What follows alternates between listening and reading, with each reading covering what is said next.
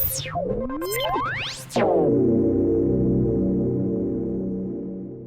then, good morning, good evening, good afternoon. I am very aware that my hair looks terrible. Thanking you very much. Hello there, my name is Paul. I'm also called Nik Nak, and I do a series of daily teaser posts that are daily brain teaser quizzes. You may also possibly know me from my film reviews. I put one up the other night. And you'll also be aware that I talk about TV shows I've watched. Right at the moment, it's St. David's Day. It's Sunday the 1st of March. It's just coming up to 11 o'clock. And I've just finished off a post about episode 10 of series 12 of Doctor Who, called The Timeless Child. The series is about a friendly alien who travels through time in a police box. And this episode is the most recent one. Let me try and summarise, shall we? Episode 10, The Timeless Children, follows on from the ascension of the Cybermen, last week's episode. The crew, the Doctor, Graham, Yaz and Ryan, Jodie Whittaker, Bradley Walsh, Mandeep Gill and Tosin Gull, alongside Ravio, Ethan Toshamus and Yadlami, Julia Graham, Matt Carver, Ian McElhenney and Alex Austin, are at the mouth of what's called the Boundary, and they're staring at the Time Lord's homeworld of Gallifrey.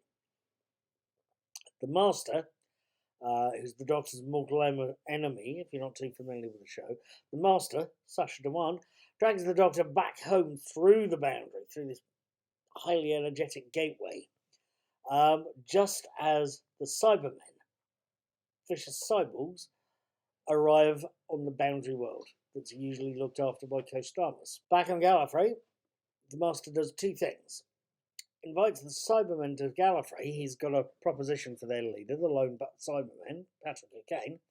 And he also has the Doctor trapped in a force field. He's dragged her to the one functioning bit of kit left on the planet Gallifrey, the Time Lord's highly advanced computer system called the Matrix. He's got a story he wants to tell the Doctor, and he wants to make sure that she stays still. Meanwhile, on the other side of the Boundary, Yaz, Ryan and Graham are keen to rescue the Doctor, but they're trapped on the Cybermen spaceship, a cyber carrier, and then have to get to Gallifrey. The only way for them to get off the ship is to get off the ship disguised as Cybermen. There's a rather watchable scene there where the lone Cybermen's trying to work out that something's not right, so what it is, but can't figure it. So with all this going on, they've got to then find the Doctor on Gallifrey, a Doctor who's finally been told truth of her own beginnings. Considering Gallifrey's undergoing a full-scale cyber invasion, considering the Master's got plans with all that of what he wants to do with a lot of dead bodies, things are getting nastily twisty. Now, what did I make of the Timeless Children? I'm aware that it's possibly 10 minutes too long. Possibly. But that's because we're seeing a certain amount of expanded universe. The show's, or this episode, is introducing a hell of a lot of expanded mythology. There's the character of Tecteun, or Tectean, who's the Gallifreyan, the Shobogan, who finds the Timeless Child. That child is, at the time, the only person on the whole of Gallifrey that knows how to regenerate. And it doesn't take Tecteun, or Tectean, long to figure out which bit of the child's genetics let her do that. There's other things. There's a few references there to older episodes. The word Shobogan, to describe a non-Time Lord inhabitant of Gallifrey, goes back to the Invasion of Time, to give you an example. There's references to Barossa, Cardinal Barossa, again, the Time Lord teacher of the Doctor and of the Master, as it turns out. There's references to the deadly assassin called My Eye, certainly. There's answers there. there's hints there, there's references there, and there's hints, as I've said, to stuff we already have seen. There's hints or outright allegations that Brendan, the Irish guy we saw in the last episode, is a Time Lord, basically. What are heavily tested by the Division, what's called the Division, Time Lord Dirty Tricks department, much like the Celestial Intervention Agency I mentioned last week.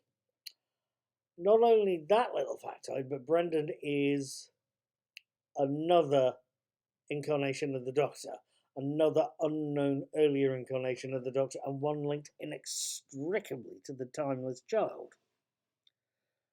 We learn about the child from the Master, straight out of the horse's mouth, and it seems that Tectuna is very early in Time Lord history. Her finding that child is very, very, very, very far back in Time Lord prehistory. And considering they've mentioned in earlier episodes that Time Lord history goes on for billions of years, that's a long time ago. The other thing to mention is that first regenerating child, that first regenerating Time Lord, is the Doctor.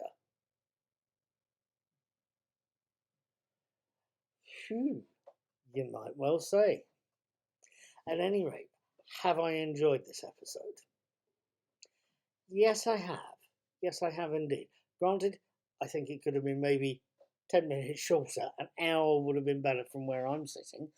But we would have missed out on that extended extra bit of mythology. We would have missed out on seeing the backstory added to. Had it been any shorter, we would have missed that mythology. We would have missed seeing the team getting split up. Ryan, Yaz and Graham, at the end of the episode, are back on Earth.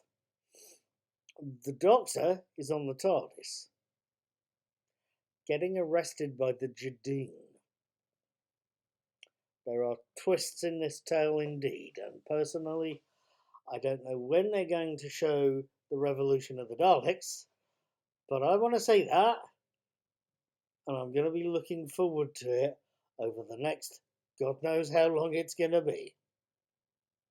At any rate, thank you for watching. Please leave me a comment. Thank you for watching and talking. Share what you think about what I've said. Share what you thought about the episode.